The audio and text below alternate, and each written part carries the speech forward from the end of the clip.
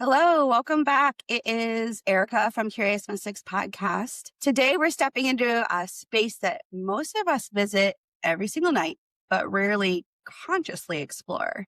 And we're talking about the dream world, and more specifically, lucid dreaming, and which is the ability to become aware that you're dreaming while you're still inside the dream. We've done kind of an episode about this in the past, but not really dove into it specifically. So today we're going to explore the lucid dreaming world much more specifically, and we're going to do that with Giorgia here. So I want to welcome Giorgia, who has experience with lucid dreaming and exploring the dream space in a conscious way. So welcome. Thank you. Nice to be here. Yeah, I'm so excited that you're here. So can you tell us a little bit more about you and how you got into lucid dreaming?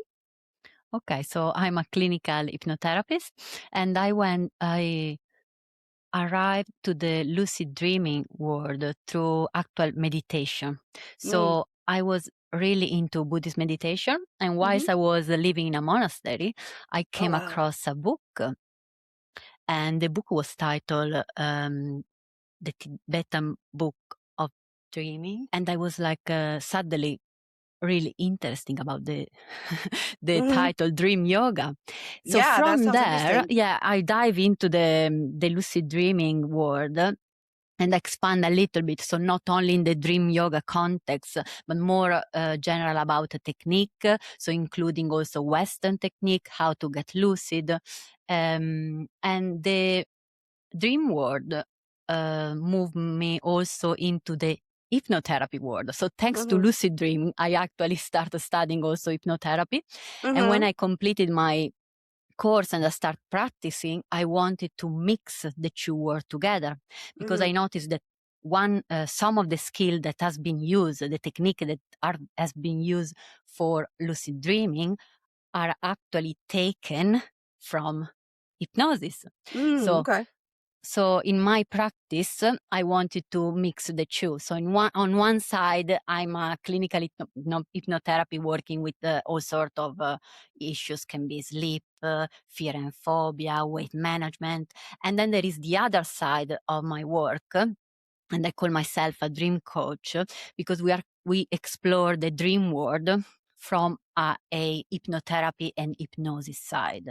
Okay. So through hypnosis and hypnotherapy, we can go into a state that is more relaxed and more connected with our subconscious mind. And through this state, we can speak more directly and access the language of dream. The language of dream is the same language the subconscious use to communicate with us. So the subconscious can use, of course, imagery, symbol, metaphor, emotion, but also dreams. So that it's clearly very connected. So the two words, hypnotherapy and dreaming, are still part of the same language, the subconscious language. Yeah, the subconscious is so fascinating, and we're still just kind of like getting bits and pieces of how to access that and why to access that, and then what benefits we get from it. So it's just so fascinating, the whole thing. So can you explain a little bit what lucid dreaming is? Yeah, so I think you define it very well at the beginning. Lucid dreaming is the ability to become aware that we are dreaming while we are still in the dream state. So we are not talking about waking up the next morning and then recollect with a retrospective memory what we have dreamt the night before. That is dream recollection, dream recall. We are talking about being already inside the dream. During the night, we are dreaming, and then suddenly we notice something that is not quite right.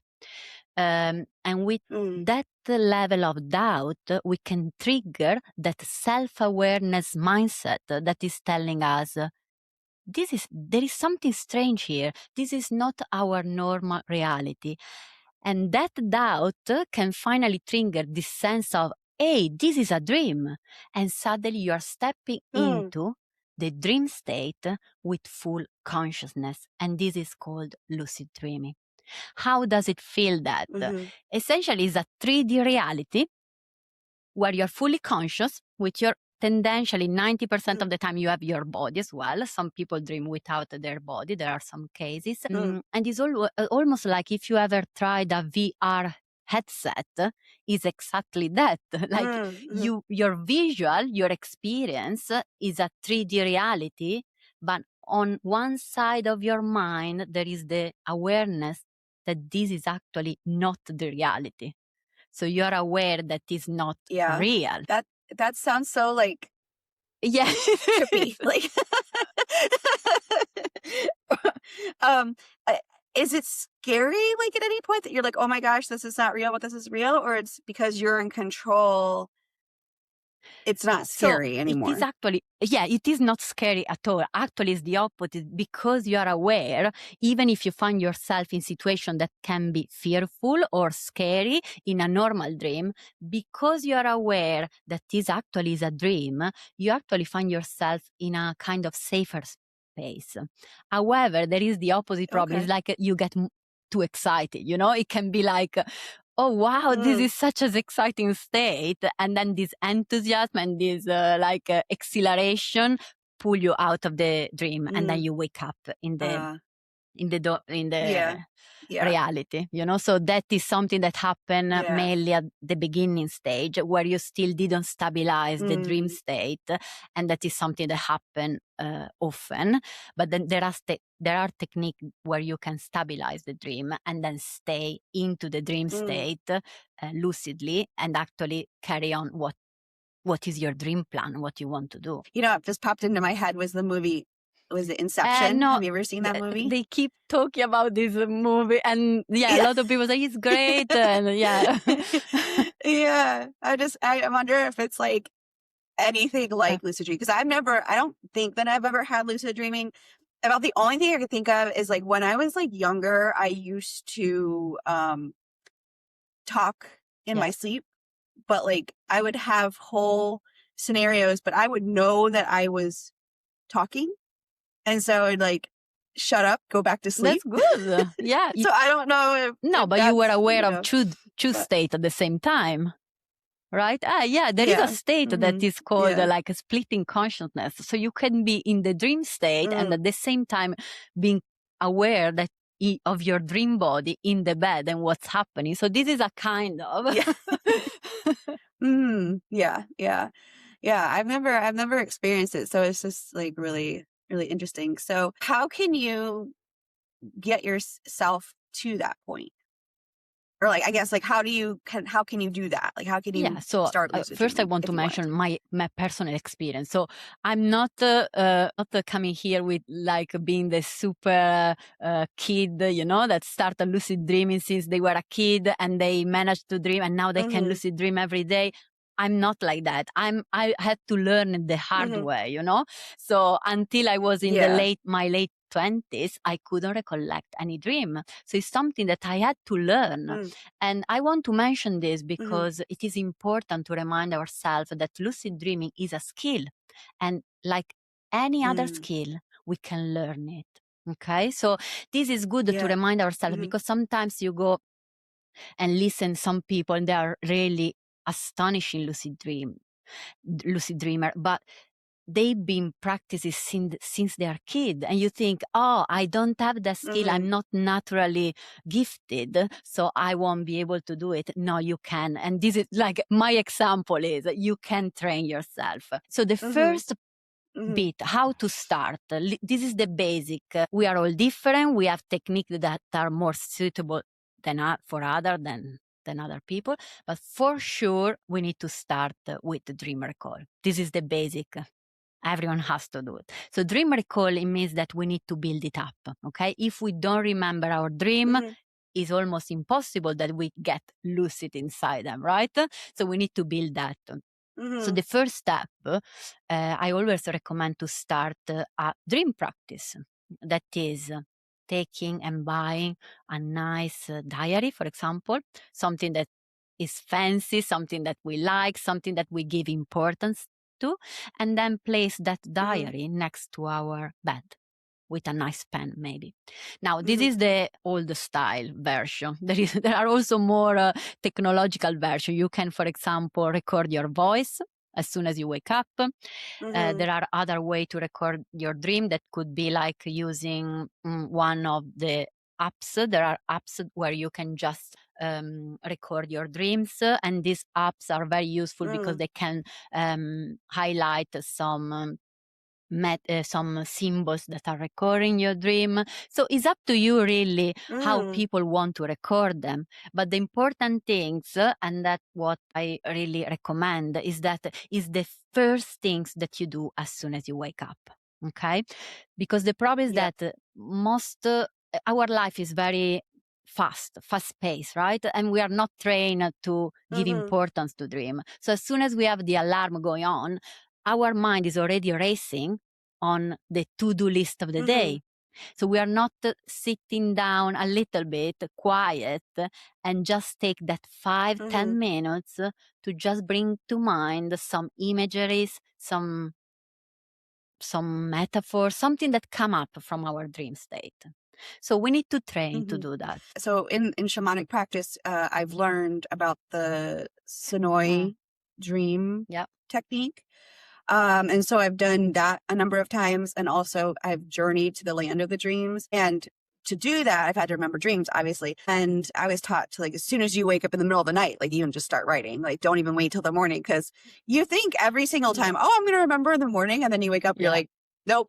Absolutely not. So I don't know if that's something you recommend, that if you do wake up in the middle of the night. No, what you said is true. It's just that I don't recommend it to everyone, like, because some people have difficulty falling asleep, or if they start disrupting the sleep cycle, it may be not a good idea. Okay, so if you're a heavy sleeper, you never had problem falling asleep, you never suffer from insomnia or in general difficulty in sleeping, great. If you wake up, you need to go to toilet, for example, is a natural awakening in the night, and suddenly you have you recall something.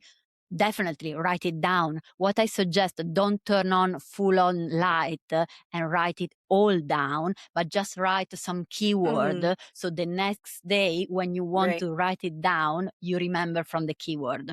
So it doesn't wake you up too much. That's a great idea. I've been doing that for a while. But for example, now having a partner, I had to find ways not to wake him up, you know? Exactly. So I bought a pen. Yeah, I bought a pen that actually it light up. So the light is only on the pen. And that was my... that is a good idea. I like that. To get around that problem. Yeah. Good idea. So essentially, if someone doesn't suffer of sleep issues or disrupting the sleep is not an issue, great. They can write a keyword during the night. If not, just setting the intention the night before going to sleep. You set the intention. Tomorrow, I will remember my dream. Tomorrow, I remember my dream. Yeah. Okay? Or you can tell yourself, I have a wonderful dream recall. Okay, so just before going to sleep, we are affirming this sentence for ourselves, priming our subconscious to give us some memory, some dreams so that we can recall. Yeah, I like that. That's really good advice. Kind of like, I think intention kind of gets thrown around a lot in a lot of scenarios, but it really does work, and it really is important in so many different situations. So I like that, setting the intention beforehand. All right, so we're recording our dreams. Then what? Okay, so we are building up the practice and we are aiming at least one dream per night. Okay, there will be always an odd night where we are too tired to do some dream work. So fair enough. So the next part will be to start to bring that mindset during daytime. Okay, so it's a practice that we do in the nighttime, but without training that mindset during the day, it is almost impossible to bring something that we don't have trained for into the night. So it's a matter of bringing that awareness, that self-awareness. So there are different techniques. One of the most famous technique, well known, is the technique of the reality check. So one of like Robert Wagner and Charlie Morley, they speak a lot about that. It's not my technique, but I want to speak about that anyway because it's quite well known. And it's like watching the palm of your hand and then watching away and then rewatching them. Okay, this is called reality check. We can do that multiple times during the day. When we watch the first time, we observe, then we watch away and then rewatch as a way to check the reality. The dream state is very subtle and is very flickering. It keeps moving, it keeps changing. So in a dream state, if you do that, you look at your hand once and then redo the second time, they will never be the same. Or at least 99% of the time, they are not the same. Okay, so this is a way to recheck that you are actually dreaming. Now you need to do that in this reality during the daytime, because you start putting that a kind of routine into your mind, and this is the routine of keep checking over and over your hand. So it is possible that after you do 10, 20, 30 times every day, then in the night you suddenly find yourself watching your hand, and already that movement, that visual of watching the hand is triggering your like memory of reminding to ask yourself, is this a dream? Okay, and then you can recheck. So you're just saying like just throughout the day, just, oh, look at my hands, look away, oh, look at my hands. Yeah, like just however, kind of we need to do with a certain day. mindset. Okay, so it become not just a record, just I watch my hand and that's it. Has to be like something connected with a mindset to check the reality. Okay, so this mindset, is the ability to reflect. Is a self-reflected awareness. Okay, so we need to be able to pause and say, can this be a dream, or is this a dream? Okay, is a real question. I know that it sounds absurd, it sounds stupid when oh, of course, but the problem is that when we are in the dream, for us, it is almost like, oh, it's normal. Oh, there is a pink elephant flying in the sky. It's normal for us. Unless you have trained this self-reflective awareness, we will go on with the dream. And that's the point we need to do to train that mindset. Okay. So this is one technique, the watching the hand as a reality check. What I personally do, I don't use hand. I just use the mindset. And that for me is enough. Okay. So again, we're talking about many times in the day, opening your senses, look around for a few seconds, doesn't have to be long. And then check the reality, step backward and say, is this a dream? Okay. So I'm questioning, I'm priming my mind to check reality. Often some people put even an alarm every hour. They have a beep beep that they remind them to check the reality. Okay, so it's up to you how people want to do. Something that I find very useful is to either use an alarm, so you are forced to do it. Stop 1 second, 2 seconds. Just need to be quick, but has to be thought of, just not something, oh, I have to do it, and you're not really testing your reality. Okay. Another thing, you can attach and anchor this state, this reality test with some normal daily activity. So every time you sip some water, I will remember to check reality. Okay. Again, this is something that I do in my hypnotherapy when people come to me for lucid dreaming, because through hypnosis we can go in a deeper state, and then I can anchor that to that, so it's for the people it's easier to remember. However, I've done even without hypnosis. Okay, it's just that hypnosis, it's easier as to anchor this, and then is also individual. Okay, because the person tell me what they want to anchor to. It's not me telling them you need to every time you sip the water. You tell me, it can be every time you turn on the light, every time you pass through a door, it can be whatever you want. Mm-hmm. Okay. And then in the hypnotherapy session, we can anchor that action with the mindset of lucidity. Yeah. Okay. That's cool. That's good to know. I can see how that makes sense.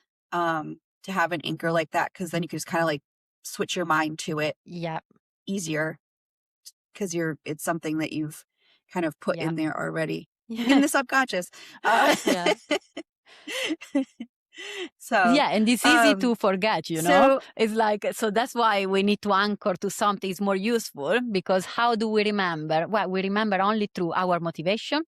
If we have a strong motivation, it will pop up, but also through anchoring, through daily action. We need to find the ways to remembering, because it's not easy. Our mind is distracted most of the time. So we need to find ways to remember, to be present, to be aware, and to bring this state of lucidity into the daily life. Have you ever heard where you don't ask what the time is in a dream? Have you ever heard that? Because then it like disrupts because everybody in the dream then looks at you or something like that. Yeah. Supposedly, like, if you ask the time in a dream, then all like the dream state knows you're not real or something. I don't know. It's something weird. Like, it's like you don't do it. Now I want to try. When people say don't do it, I'm going to do it. Unless it's something unethical, I'm going to try, because I need to try myself. It's supposedly it like halts the whole dream, and everybody like, every quote unquote everything that's in the dream knows you're not part of the dream or something. Okay. Like that. I don't know. I mean, there are different kind of dream character that we can encounter. Okay. What I've done is more like about asking the dream character, what do you represent? Because 98% of what we encounter in a dream, normal dream or lucid dream, whatever it is part of our mind. Okay. So they represent some part. They have some meaning behind their representation. Now there are some characters that are just there. They're just there. They are nothing. Just feeling the space, Whilst other, they have really something to tell you and something to express. There is some meaning. There is some significance behind their presence. So even there, you never know how character react. Have you done where you've done one of these lucid dreams, and let's say that it seemed like it was kind of a negative experience, but when you, like you said, asked the character in the dream what the message was, it turned out to actually be something positive, but the way your mind was interpreting at the time during the dream, it was negative. So I think this is reconnecting a lot with shadow work. So that's one of the main things I do in lucid dreaming, actually, and I recommend people to do if they can, because you can. So the negative can be, like, for example, there are two things to say. First, if you have nightmare, it can be really a good trigger for lucid dreaming, because you have a strong emotion and you don't want to be there, right? Now, instead of waking up from the nightmare, you can use that strong emotion to turn around and say, I don't want to be here. Is it possible that this monster is attacking me? Something like that. You trigger. It's easier. It's actually it's easier doorway to lucid dreaming, the nightmares themselves. Okay. Now, you mentioned to turn around, and that is what we can do. People can do with shadow work inside the lucid dreaming themselves. So you can ask the character itself. So instead of running away, as we would normally do in a nightmare or in an anxiety dream, we would run away, right? We can turn around and say, what do you represent? Because that monster, that fear or whatever is represented with, it is part of your mind. And what is it? It can be a part that we have suppressed, that we don't want to recognize, that we don't want to acknowledge, to appreciate, and it transform in a form that is fearful for us because we've been running away. So everything in the dream is very symbolic, okay? Whether it's a normal dream or lucid dream, everything is symbolic. So we need to understand that symbol can be something else that we need to investigate. So something nice to is really interesting to do is turning around, asking what do they represent, to understand what are the fear, what is the message behind. And like you said, when you start already speaking to that fear, to that symbol, to that image, things start changing. Okay. There is also something else that you could do, and is like sending love, this acceptance that turn that figure will either disappear or turn into something else. And this is shadow integration. wow. So we are integrating our internal Oh, monster, wow. transforming there with love, like that. Now it depends on the person if they have like a religious belief, some spiritual, because some people can even send mantra, mantra of love, words of love, or simply like energy, loving energy, acceptance, and that turn. Yeah, that shadow work integration is like, Yeah. oh, that hit me. Like, that was so powerful. That's so like, Yeah. I could just see how, because I mean, people do shadow work, right? I mean, a lot of people do shadow work, but it's that integration piece.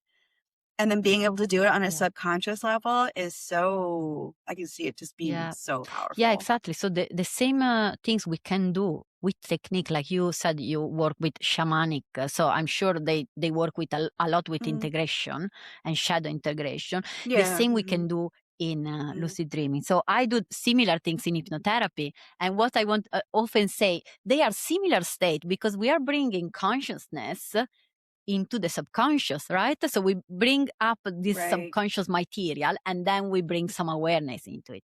However, lucid dreaming is heightened awareness. So we are talking about things that a state of awareness that is even more difficult, more subtler to reach, okay? So if you can do that shadow work in the lucid dreaming, I believe is more powerful than hypnotherapy itself. However, 100%. I think I agree. However, there is still the chance to work. It's not that if you don't have lucid dreaming, you cannot work in the shadow. Absolutely not, But there are just a different level of awareness, let's say. Yeah, because I guess you could explain like kind of the difference between hypnosis and lucid dreaming, because I've had hypnosis. And for me, I think you kind of still know that you're in reality, you know what I mean? Like you still, because it's usually done while you're waking. So I feel like maybe there's a little bit of that disconnect knowing that you're still conscious, so to speak, even though you're hypnotized. Versus like if you're sleeping, I imagine that you're sleeping and you know you're sleeping. So it's a little different level of consciousness. I don't know if I'm making sense, so but in some way though is a good sign that we are still aware that we are hypnotized, but actually you're never hypnotized. It's you that decided to get a little bit into trance, okay? It's all a self-hypnosis. right. There is always a part of us that is protecting, okay? That is saying, hey, if you don't want to do what is happening, you can always come out and don't do it. It's a good sign. It's a protective thing. Right. So yeah, somehow in hypnotherapy and hypnosis, you always know that you are in this reality. There are states that are so deep that people go really deep. I saw only one person doing that, and it's almost like she didn't want to come out, so I had to call her a few times. She was really going deep. She enjoyed it so much.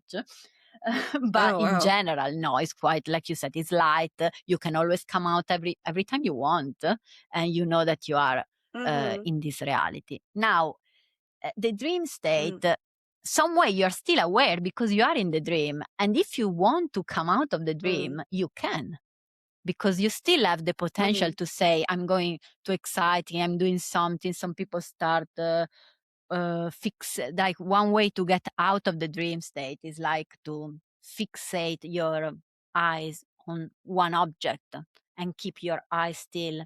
Because we are in REM sleep and the eye flickering from right to left, as soon as you force your eyes to stay still in the dream state, this is triggering a stillness in the reality state, let's say, your body, and so you are kicked out from the dream.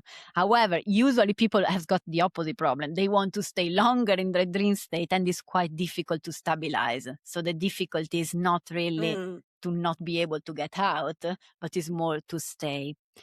Now, in terms of similarity between hypnosis and lucid dreaming, there are quite a few, in the sense that in hypnosis, we are accessing a deeper level of consciousness. We're just getting more relaxed, and relaxing that kind of conscious beta waves. We are getting into what researchers define as alpha and alpha and theta. I was confused with the other. Alpha and theta wave, okay? So first alpha and then theta a little bit deeper, okay? That alpha and theta wave are the same waves that we encounter in that state that is between being awake and falling asleep.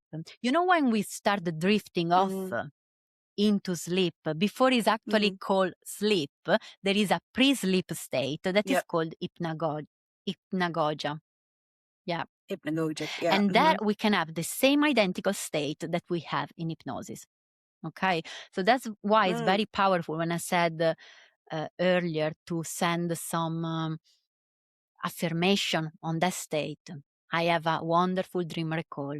I remember my dream tonight. That's perfect state, because you are in hypnosis naturally before falling asleep. So you are very susceptible, and you can send some messages. You can also send messages of what you want to dream, okay? Please send me some guidance tonight. And then see what happened in your dreams. Yeah. After doing like kind of a lot of work, shamanic work, sometimes we'll say, send me a healing dream. Yeah, that's very good. Yeah, that's perfect. Yeah. And it's amazing how more we work with our dream world, our subconscious mind, and more we receive messages and dreams. And that's what I notice really. It's not only about lucid dreaming. I start, as I mentioned at the beginning, I start with lucid dreaming, and I was fixating with that. But more I get into this world, and more I think that also normal dreams has got a lot to say, and they can solve so much even subconsciously. You just let the subconscious do the work.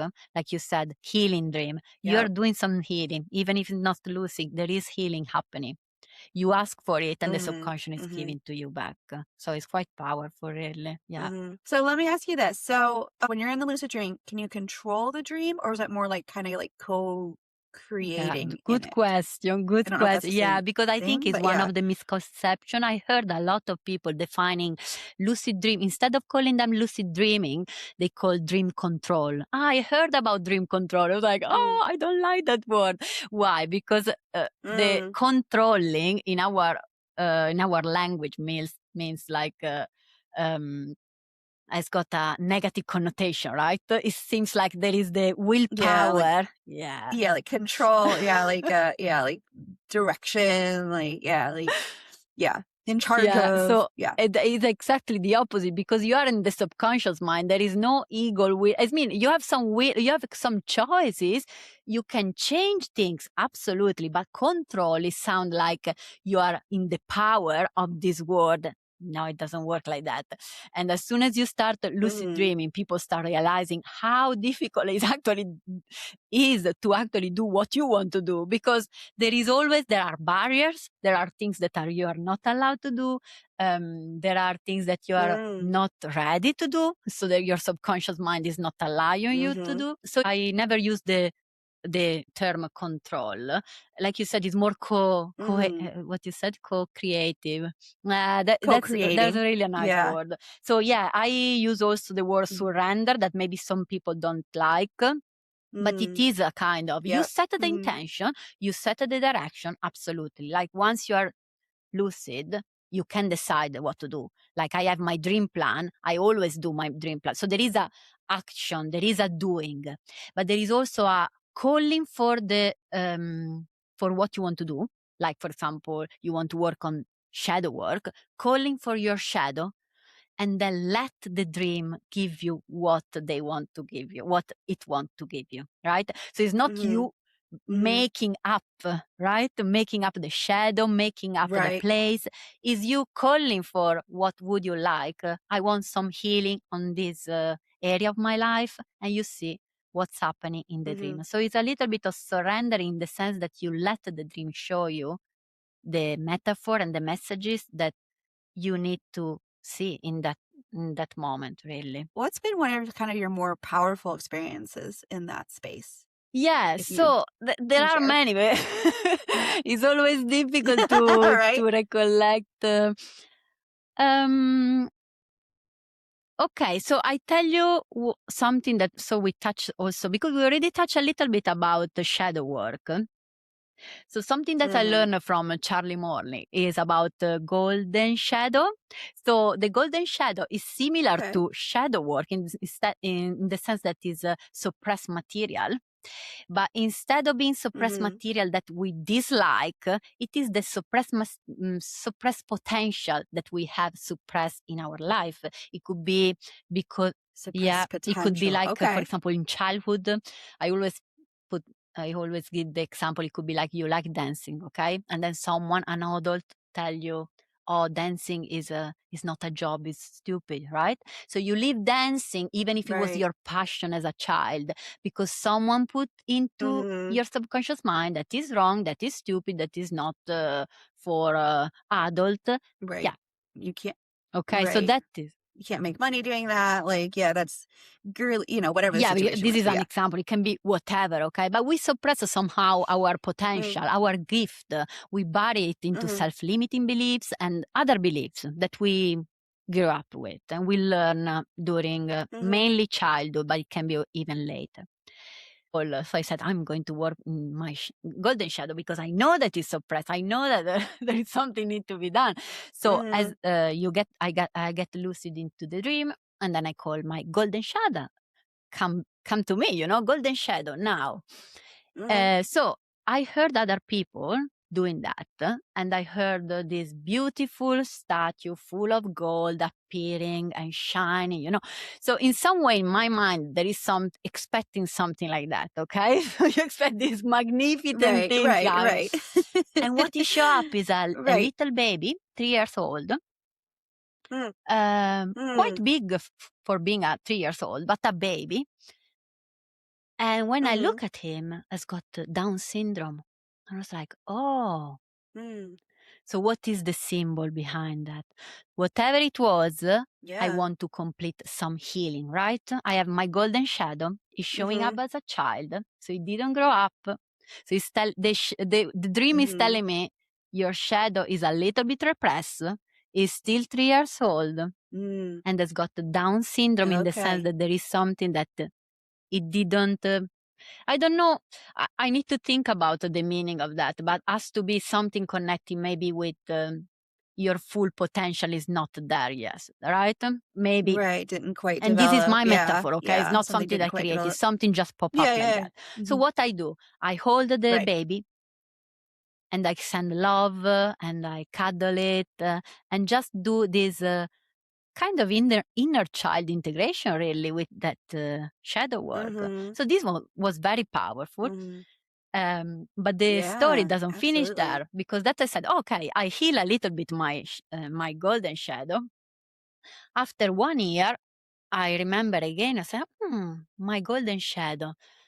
I don't know how it is now. 1 year has passed by. It would be nice to double check how it is going. So Right. again, I Yeah. call the golden shadow. And this time there is a 8-year-old child with another child and they are playing together. And for me to see that, Oh, I wow. said, Okay. look, he didn't have a Down syndrome. He was older, he was growing and was happy playing with another person, another child. So for me, Oh, that wow. I didn't have to do any healing or anything. It was like a showing up that there was some work I was doing that was slowly showing up and increasing and letting my That was golden helping. shadow grow. and blossom. It takes time, That's what was 1 year afterwards. But it takes time to do Yeah. healing. We know that, It's like integration takes Yeah. time, and this is amazing. For me, it was like, oh, I double check, it's still going on, I like that because I'm trying to think like that going back to it to see where the progress is. Do you need help still or whatever? That's really cool. I don't think I've really Yeah, kind of thought yeah. about that. So that is, I'm like, oh, I did the work. I'm fine. Like that's interesting. I like the idea of that. Yeah. So when it comes to that sort of thing, this kind of leads me to another question: is that do you feel like kind of like this lucid dreaming and hypnosis is just kind of brain based, like it's subconscious, it's like something scientific, or do you feel like it's something more kind of like I don't know what your beliefs are, but like spirit or whatever, like something like that? Do you think it's more, or is it a combination? that it depends on the person. There are people who take lucid dreaming very scientifically. There is loads of research going on, Mm, and I think it's good there is research going on, because it support, mm, it give a little bit more, in our society. If science doesn't prove something, we don't believe it. Well, I right. mean, I don't Mm-hmm. need that, but the majority is like that. Science is becoming the Mm-hmm. new God, 200 years ago, God would say Right. that and everyone would say, yes, God said that. Now science Mm-hmm. need it. Now there is Right. a positive part of the science that want to be scientific and prove things, but sometimes I find that they won't prove things that are already obvious, like lucid dream. Of course it is that, because Right. once you prove it, it's almost like to tell someone you're not conscious because you cannot prove it. It's like, I am conscious, It's like there is nothing to. Right. Yeah. Yeah. I feel like, especially when it comes to like brain things, I feel like we just don't understand all of it because it's Yeah. so complicated. Yeah, I agree with you. So, I mean, I know that mhm. some people won't agree with me, but I feel like, for example, there is another thing I notice is like, every time we talk about mind, a lot of people use brain. So brain for them is Mm, interchangeable with mind. And I right. it's like, for me, it's like, no, brain. So mind ride on the brain for sure, and that's why I'm talking about Hmm. alpha, Right. theta, delta brain waves, because we can see the brain waves, and Right. it's useful to notice when we reach some stages. Like in a research setting, we can see through the brain wave where we are Mm, at, and it's good for also for medical reasons. So I don't want to dismiss, research is great, but for me, I'm more, hmm. like you said, I'm more on the spiritual side. So for me, mind is a little bit more than Hmm. just brain. Okay. So there is something Yeah. much Hmm. deeper on that. So I don't want to be just tangled into scientific and say, if it's not proved, I cannot tell you. Because, for example, Right. I came to lucid dreaming through Buddhist practice, and we are talking a practice that is Right. 2,000 years old at least, and they've been doing without they didn't need any research. They just need the research they did directly with Right. their mind. So when you have direct Yeah. experience, you Yeah. don't need scientific research to tell you that it's right. You know yourself. And there Oh is a yeah. tradition also passing Hmm. by the teaching from teacher to student, and from generation to generation. And Yeah. that is very valuable. Yeah. Oh yeah, I agree with you. I've seen so many things in like my shamanic journeying and meditation that like I Yeah. didn't make that up. Like there's no way that like that, but it's also there's no way I can get someone to scientifically like Yeah. quantify what I'm seeing or doing or feeling either. Like it's like Mm, you might be able to see my yeah, brain but waves doing yeah. stuff, but like you're not going to see the images or, the messages that I'm hearing, Okay. So it doesn't have to be spiritual. So I spoke a lot about shadow work. or golden shadow work. So this is more psychological, right? Is integrating part of yourself, can be spiritual. So if someone has got a spiritual practice, why not to start meditating in the dream, doing yoga, qigong into the dream? How does it feel? What is going to happen? You know, if you have mantra recitation, start reciting mantra. It happened to me. I started reciting some mantra, and suddenly I've been pulled out into space, and there is a choir of angelic voice chanting the mantra with me. I mean, there are amazing experience going. I mean, we can really amazing experience, but it depends what is your meaning, your motivation. Lucid dreaming. A lot of people I met, they want to meet a deceased person because they want to send a message or receive a message from someone, and that's a great motivation. You know, we want to meet that person again and see how they are doing, what they need to tell us, you know. So there are different meditation, and I think it's important that everyone approach the practice as they feel it right, okay? So it doesn't matter if someone tell you to do shadow work. If you don't feel it is right, if you're not feel interested in that, it will never drive you into the practice. You need to have something that keep you motivated. So whatever it is for the person, not to be something important, something strong, but it's something also that is aligned with the person. Do you feel that it's that people can kind of just start doing this, or do you recommend that they see someone to kind of teach them how to do this safely, for lack of a better word, or correctly, or whatever?